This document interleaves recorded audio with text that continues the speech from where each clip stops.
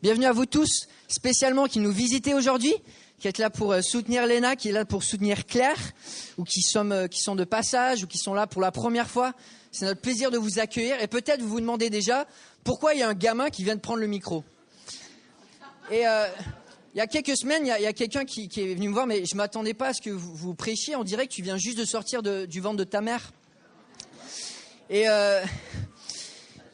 c'est vrai que, voilà, c'est pas faux, j'ai commencé à prêcher jeune. Le moule dont je venais, c'était un moule de pasteur. Hein. Je suis un pasteur de 5e génération. Et quand j'étais ado, j'ai dit à mon père, papa, j'ai à cœur de prêcher. Il m'a dit, super, dimanche prochain, tu te lèves. Donc voilà, ça fait une quinzaine d'années que je prêche, mais comme le dit mon épouse, je suis maudit avec le visage de la jeunesse et de la beauté éternelle. Et comme elle me rappelle souvent, c'est pas l'âge de la voiture qui compte, c'est le kilométrage, même si ça veut rien dire. Ok. Mais bon, on est entre nous, on peut être authentique, donc si vous voulez m'appeler jeune et que je vous appelle vieux, c'est pas du tout un problème pour moi. Mais bon, je sais que le temps est pressé, on va commencer notre étude. Comme ça, après, j'aurai le temps d'aller passer mon permis et de me faire arracher les dents de sagesse. On continue aujourd'hui dans notre évangile selon Jean. La suite de la semaine dernière, la fin du premier chapitre, l'apôtre Jean, il est plutôt jeune, il s'approche des 90 ans. Et quand il écrit cette lettre, il se soucie en particulier de la plus jeune génération. Il se soucie de la 3e génération, des gens qui ont grandi dans l'église, mais qui quelque part, ils n'ont peut-être pas encore compris ce que ça veut vraiment dire d'être un vrai chrétien. Jean voit les dangers des chrétiens de 3e génération et sa propre expérience, on le voit, Jean, les apôtres, Jean c'est le seul apôtre qui n'a pas été mort martyr, mais il est mort en exil. Tous ses copains, ils sont morts pour leur foi parce qu'ils aimaient cette église. Et puis tu vas une génération plus tard, donc on est 20-25 ans avant la lettre que Jean a écrite, et il y a l'apôtre Paul qui va être mis à mort, et il va dire, il n'y a plus personne qui est là pour prendre ma défense. On voit déjà la foi de la première génération qui était tout feu tout flamme, on risque tout. Déjà, dans la 2e génération, il y a des gens qui disent, mais attention, là, on est quand même bien, on va pas prendre trop de risques. Et puis, on arrive à la 3e génération, et on voit dans le livre de l'Apocalypse, l'apôtre Jean va écrire des livres, des lettres aux églises pour qu'ils se remettent en question et qu'ils se remettent en place. Dans cette lettre, donc, Jean se soucie de ceux qui s'appellent chrétiens, qui ont grandi dans les églises ou qui sont familiers avec les églises et peut-être qui connaissent pas le vrai sens et la vraie profondeur de ce que ça veut dire d'être un chrétien authentique. Quand il écrit cette lettre, c'est un challenge pour chacun de nous, pour chaque chrétien de s'examiner et de voir, est-ce que je me comporte vraiment comme un chrétien doit se comporter? Est-ce que ma foi est ancrée dans la vérité ou simplement dans une perception que je me suis construite ou des sentiments? Est-ce que ma foi, elle est profonde ou est-ce qu'elle est superficielle? Est-ce que ma foi, elle est vraie? Est-ce que je suis vraiment un chrétien et un chrétien qui reflète Christ? Pour Jean, c'est important que les gens qui se disent chrétiens réalisent que s'ils portent le nom de Dieu, ça a des implications. Et donc, je vous invite à lire avec moi en Jean chapitre 1. On va relire le chapitre, même si on va se concentrer aujourd'hui des versets 5 à 10. Ce qui était dès le commencement, ce que nous avons entendu, ce que nous avons vu de nos yeux, ce que nous avons contemplé, et ce que nos mains ont touché concernant la parole de la vie, nous vous l'annonçons. La vie, en effet, s'est manifestée. Nous l'avons vue, nous en sommes témoins, et nous vous l'annonçons. Cette vie éternelle qui était auprès du Père et qui s'est manifestée à nous. Ce que nous avons vu et entendu, nous vous l'annonçons à vous aussi, afin que vous aussi vous soyez en communion avec nous. Or, c'est avec le Père et avec son Fils Jésus-Christ que nous sommes en communion. Et nous vous écrivons cela afin que votre joie soit complète. Voici le message que nous avons entendu de lui et que nous vous annonçons. Dieu est lumière et il n'y a pas de ténèbres en lui. Si nous disons que nous sommes en communion avec lui, tout en marchant dans les ténèbres, nous mentons et nous ne mettons pas la vérité en pratique. Mais si nous marchons dans la lumière, tout comme Dieu lui-même est dans la lumière, nous sommes en communion les uns avec les autres, et le sang de Jésus-Christ, son Fils, nous purifie de tout péché. Si nous disons que nous n'avons pas de péché, nous nous trompons nous-mêmes et la vérité n'est pas en nous. Si nous reconnaissons nos péchés, il est fidèle et juste pour nous les pardonner et pour nous purifier de tout mal. Si nous disons que nous n'avons pas péché, nous faisons de Dieu un menteur et sa parole n'est pas en nous. Prions ensemble.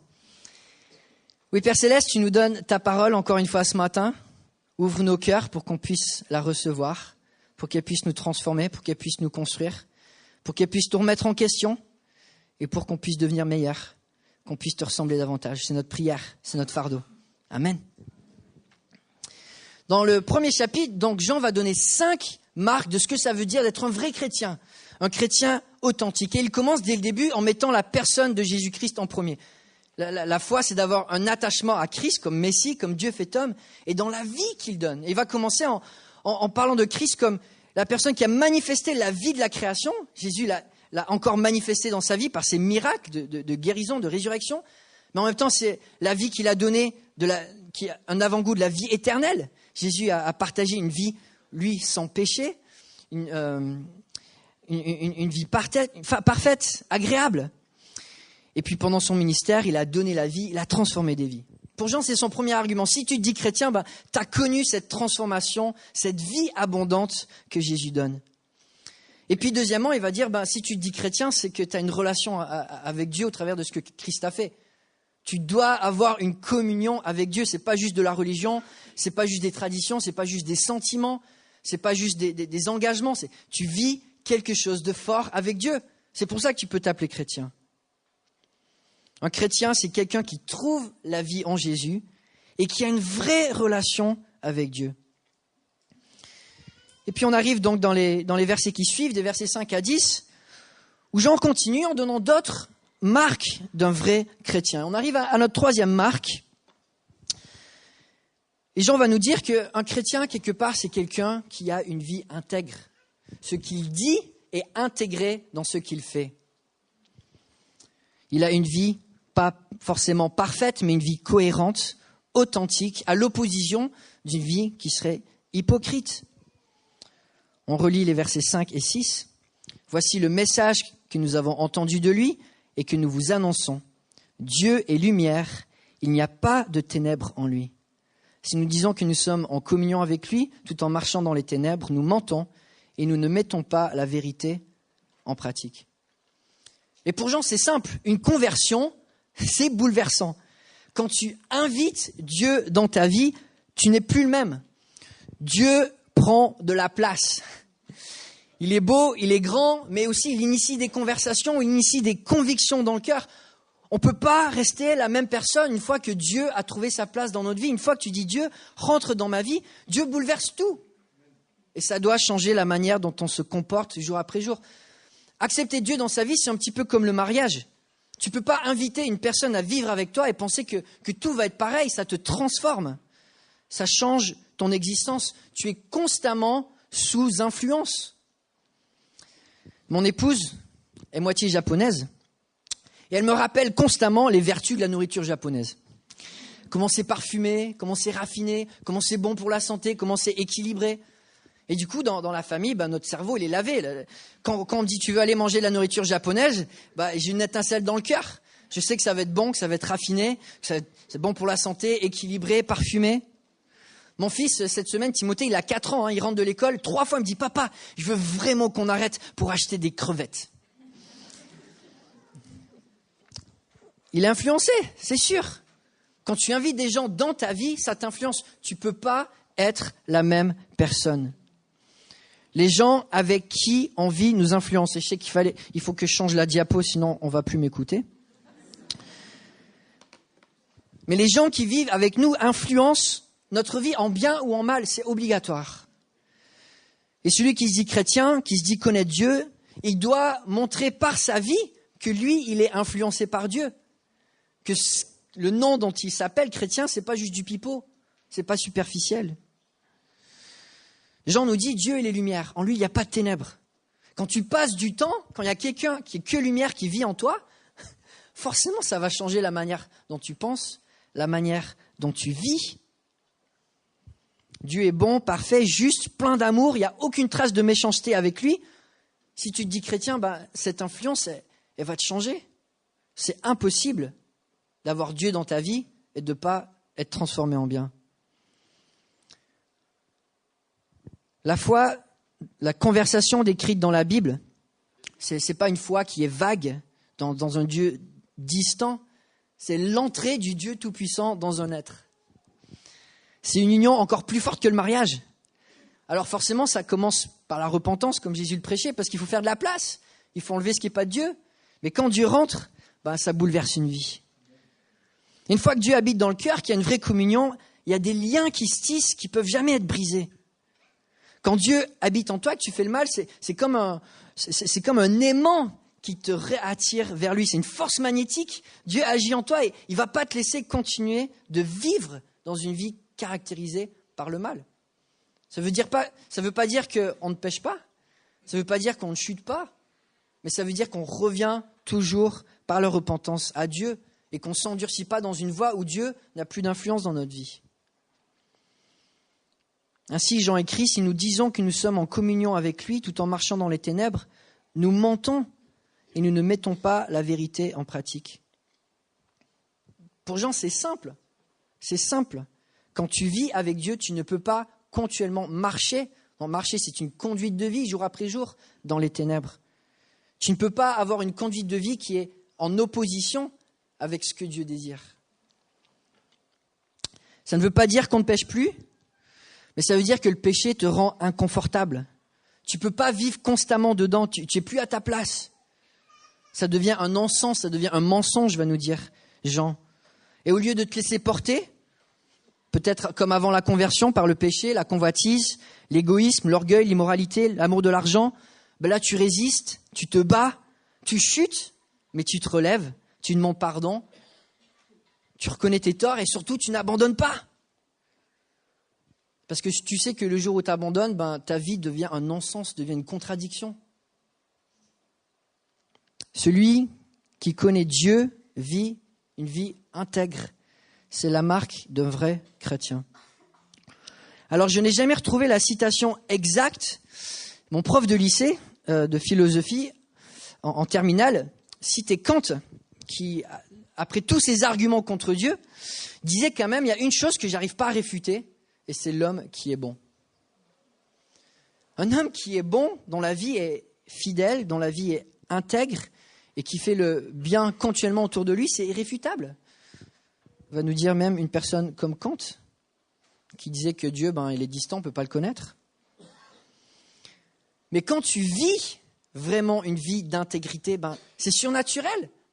C'est surnaturel. Ça prouve que tu n'es pas à changer avec tous les vents de philosophie, de courant de la société. Tu es ancré dans quelque chose qui dépasse tout.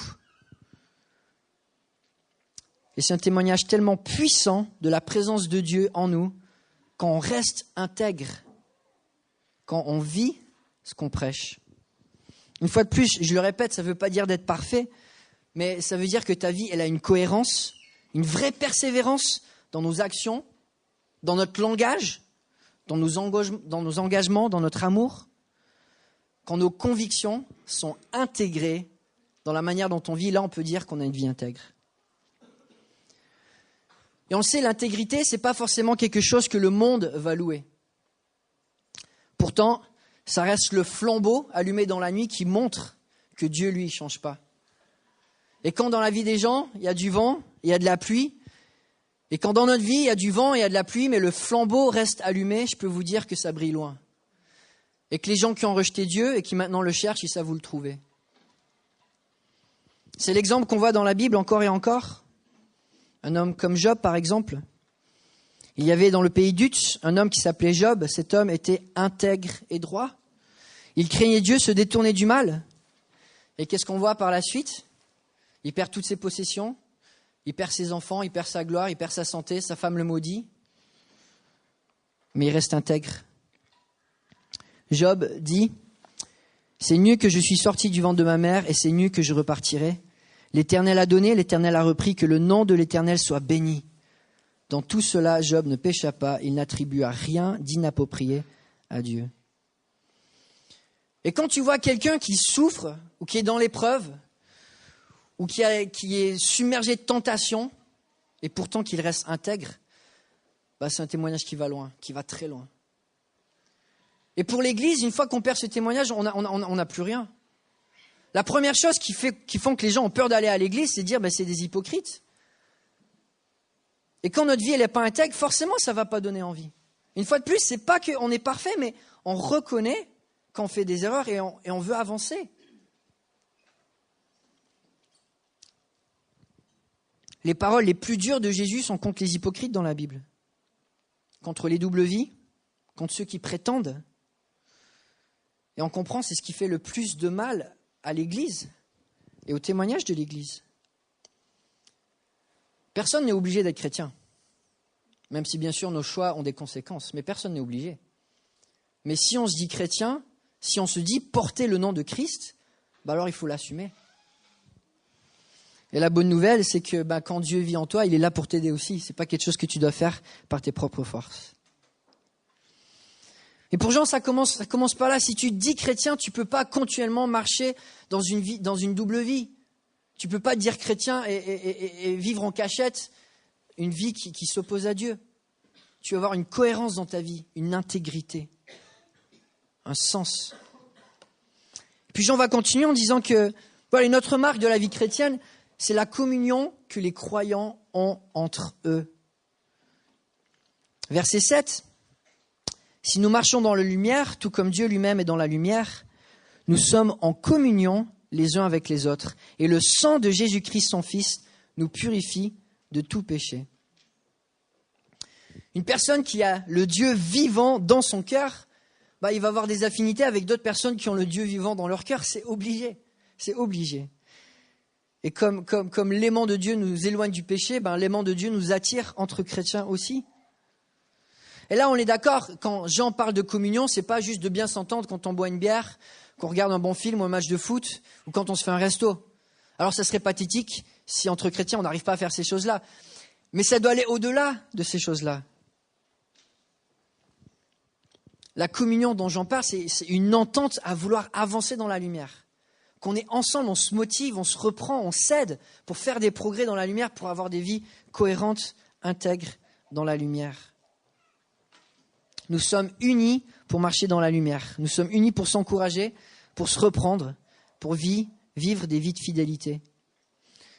Et pour Jean, ça c'est un signe d'une vie qui a été transformée par Christ. Tu vas aimer l'Église, tu vas aimer les autres chrétiens, même si ce n'est pas toujours facile, on le sait. D'ailleurs, c'est pour ça que Jean va donner une petite phrase pour clôturer son verset. Mais si nous marchons dans la lumière, tout comme Dieu lui-même est dans la lumière, nous sommes en communion les uns avec les autres, et le sang de Jésus-Christ, son Fils, nous purifie de tout péché. Et là, Jean, il dit pas ça juste parce que c'est une phrase que les apôtres, ils aiment bien mettre à la fin de leur phrase. Ah, salut Pierre, tu vas bien? Ouais, Jean, et toi? Ouais, tu me passes le sel. Jésus nous purifie de tout péché. Pourquoi est-ce que Jean met ça dans son contexte? Parce qu'il sait qu'une fois qu'on est entre personnes, individus, qu'il y a du péché et ça va piquer. Et qu'on doit se rappeler que ce qui nous a réunis, c'est le pardon et qu'il faut continuer de le pratiquer entre nous.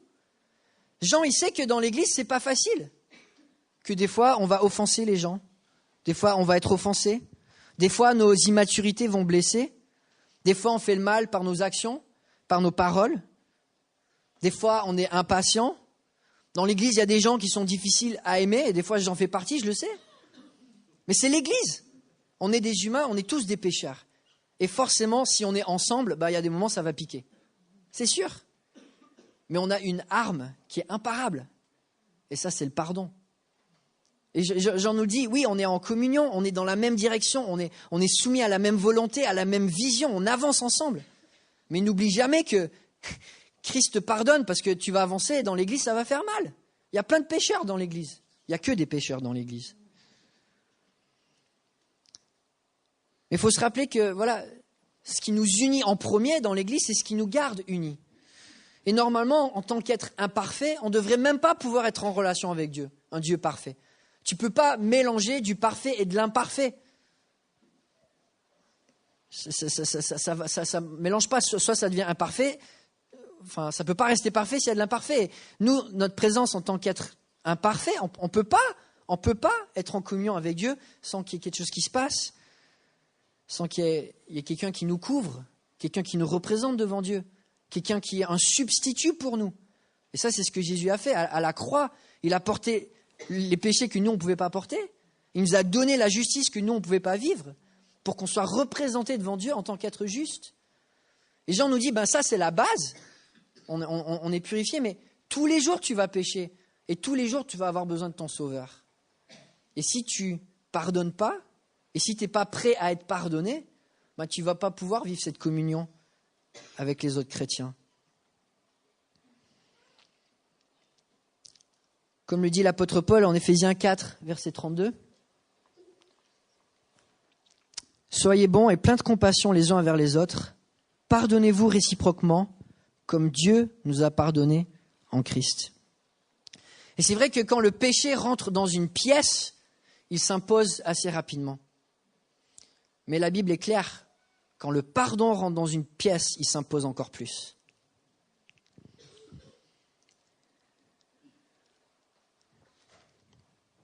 Et puis on arrive à cette dernière marque d'un vrai chrétien. Tu dis chrétien, ta vie, elle doit le montrer. Tu dis chrétien, alors tu vas aimer l'Église.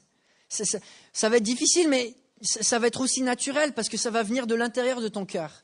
Dieu va te donner à cœur d'aimer l'Église, d'aimer les frères et sœurs. C'est pas quelque chose que tu dois, qui est complètement extérieur et différent Dieu va mettre ses désirs dans ton propre cœur. Et puis finalement, être chrétien, c'est réaliser qu'on est un pécheur en cheminement. Quand Dieu est venu sur terre en tant qu'homme, il s'est donné un prénom. Jésus, ça veut dire quoi, Jésus? Dieu sauve. Dieu sauve. Et il n'y a rien de plus anti-chrétien que se dire j'ai pas besoin d'être sauvé. Il n'y a rien de plus anti-chrétien de se dire qu'on n'est pas pécheur, qu'on n'a pas besoin d'un sauveur. Il n'y a rien qui s'éloigne plus du message de l'évangile que de se dire j'y arrive tout seul. Versets 8 à 10, « Si nous disons que nous n'avons pas de péché, nous nous trompons nous-mêmes, et la vérité n'est pas en nous. Si nous reconnaissons nos péchés, il est fidèle et juste pour nous les pardonner et pour nous purifier de tout mal. Si nous disons que nous n'avons pas péché, nous faisons Dieu un menteur, et sa parole n'est pas en nous. » Le message de l'Évangile, c'est que Dieu est venu dans la personne de Jésus-Christ nous sauver, comme Kevin le disait, parce que nous-mêmes, on ne pouvait pas se sauver même de nous-mêmes. On ne peut pas changer les désirs égoïstes de notre cœur par nous-mêmes. On n'arrive pas à contrôler toutes ces passions du cœur par nous-mêmes. Et le monde dans lequel on vit est un monde qui se détruit, parce que le péché agit et parce qu'on a besoin d'être sauvé. On a besoin d'être sauvé aujourd'hui, mais on a besoin d'être sauvé demain. On ne peut pas se ressusciter tout seul. Et pourtant, on aspire à cette vie éternelle avec Dieu. Mais se dire sans péché, ne pas oser demander pardon, ne pas reconnaître qu'on a des torts, c'est le summum de l'orgueil. C'est de se faire égal à Dieu. C'est de se faire notre propre sauveur et c'est d'abaisser Dieu. C'est d'insulter sa grandeur, d'insulter ce qu'il a fait en venant sur terre. C'est de le rejeter pleinement. Le prédicateur du 19e siècle, Charles Spurgeon, disait « C'est plus facile de sauver quelqu'un de son péché que de sa propre justice. » C'est plus facile de sauver quelqu'un de son péché que de sa propre justice. Et Jésus lui le disait, c'est plus facile de sauver une brebis qui se pense perdue que des brebis qui ne se pensent pas perdues. Et quand notre cœur est dur, quand on dit Dieu, j'ai pas besoin de toi, on ne va pas connaître la grâce que Dieu donne, la bonté que Dieu donne, le renouveau que Dieu donne. Et plus on a une haute opinion de nous-mêmes, plus on s'éloigne de la grâce de Dieu, des bontés de Dieu, plus on pense arriver tout seul à obtenir notre bonheur, plus on cherche notre destinée tout seul, le sens de notre vie tout seul, plus on s'éloigne de toutes les bonnes choses que Dieu veut nous donner et qui nous donne et qui nous rend accessibles par la personne de Jésus-Christ. Le fait est que Dieu, sa spécialité, c'est de sauver les pécheurs. C'est sa spécialité. Il est super bon pour sauver des pécheurs. Et il n'y a aucun pécheur qui vient à Dieu qui ne peut pas être sauvé. Il n'y a aucune âme qui vient à Dieu et qui dit « Écoute Dieu, j'ai besoin de toi » que Dieu ne peut pas aider. Ça, c'est l'évangile, c'est la bonne nouvelle. On a une bonne nouvelle. Dieu a envoyé un moyen pour qu'on soit purifié, pour qu'on puisse cheminer, pour qu'on puisse vaincre, pour qu'on puisse devenir meilleur. Et c'est le centre du christianisme. C'est que chaque jour, on reconnaît qu'on est des pécheurs qui ont besoin d'un sauveur. Alors c'est sûr, quand on dit à quelqu'un, il faut que tu comprennes que tu es pécheur, c'est pas populaire. On n'aime pas, on aime se considérer comme des bonnes personnes. Mais il faut un peu de bon sens. Enfin, ma fille de 1 an, je lui dis oui papa, elle me répond non maman. Le cœur de l'homme, on le sait. Enfin, si t'es pas convaincu qu'il y a du péché dans l'homme, passe 1 heure avec des gamins de 2 ans. Si t'es pas encore convaincu, passe 1 heure avec des gamins de 3 ans. Si t'es pas convaincu, monte avec les âges. Je suis pas allé jusqu'à 100 ans, c'est la même chose. Le péché, il est dans le cœur de l'homme. Et on a besoin d'être sauvé. Et ça commence quand on reconnaît nos péchés et qu'on reconnaît que Dieu il est fidèle et juste pour nous les pardonner. Dieu il a un désir, c'est de nous prendre tels que nous sommes pour nous faire devenir meilleurs. C'est le message de l'Évangile. Dieu est venu pour nous sauver de qui nous étions, pour nous rendre semblables à ce que nous devrions être. Des créatures à son image, qui reflètent sa beauté, sa pureté, sa grandeur. Dieu veut qu'on devienne digne, beau à ses yeux. Mais si on ne se remet pas en question, c'est impossible d'avancer. Et quand je regarde à mon propre cœur, je sais que j'ai du chemin à faire. Je sais qu'il y a des choses qui ne sont pas belles. Et j'essaie autant que possible de prier tous les jours que Dieu me rende un meilleur chrétien. Mais ce qui est merveilleux, c'est que quand tu confesses tes péchés à Dieu, t'avances. T'avances. Et plus on est fidèle à se reconnaître comme pécheur devant un Dieu qui, lui, aide les pécheurs, plus on peut s'éloigner de cette condition et se rapprocher de Dieu. Et je vais finir avec cette belle citation de John Newton, l'auteur de l'hymne Amazing Grace, très connu en anglais, on le chante moins en français, mais je suis sûr que vous l'avez entendu en anglais. Et dans le passé, il était marchand d'esclaves. Et Dieu l'a sauvé.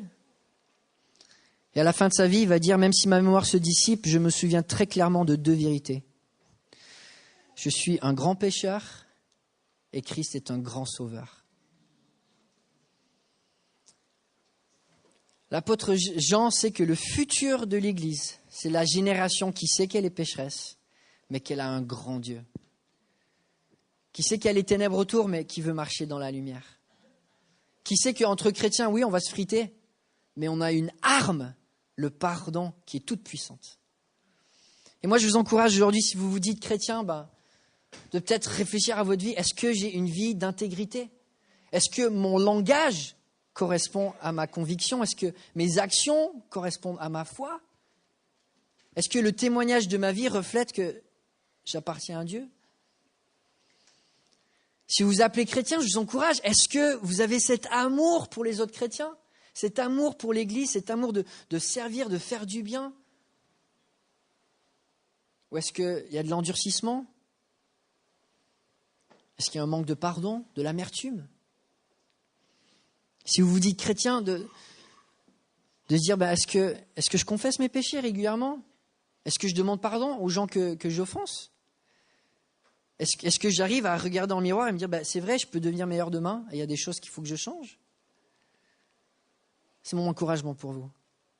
Mais si aujourd'hui, vous n'êtes pas encore chrétien, mon encouragement, c'est le message de l'Évangile. Il y a un sauveur qui est merveilleux. Un sauveur qui sauve avec puissance, dont les bras sont toujours ouverts. C'est ce qu'on va entendre aujourd'hui avec les témoignages de Claire et de Léna. Notre Dieu, il est bon. Notre Dieu, il donne la vie. On va l'entendre, il donne la vie encore aujourd'hui, encore dans notre génération. On a besoin de le vivre, on a besoin de le savoir, on a besoin de se le rappeler. Et si vous avez envie de faire ce premier pas pour donner votre vie à Christ, il suffit de lui faire la place, de lui dire, écoute, tu es Dieu, sois mon Dieu. Sois le roi de ma vie, sois le roi de mon cœur. Je me repens, je sais que j'ai besoin de toi. C'est tout ce qu'il recherche. Prions ensemble. Oui, Père Céleste, on veut célébrer encore une fois aujourd'hui un Dieu qui sauve, un Dieu qui transforme, un Dieu qui donne la vie. Merci pour les baptêmes que nous allons voir, pour les témoignages que nous allons entendre. Merci pour ces vérités de l'évangile de Jean qui nous rappellent à quel point tu es bon et à quel point se dire chrétien aussi vient avec des responsabilités et un message qui est tellement approprié pour notre génération. Donne-nous, Père Céleste, de vivre pleinement l'appel que tu nous donnes, de te refléter et d'avancer en sachant que oui, on est imparfait, mais que toi, tu es là à tous les pas, à toutes les étapes, à toutes les épreuves, à toutes les souffrances. Et tu nous soutiens. En ton nom précieux, on prie. Amen.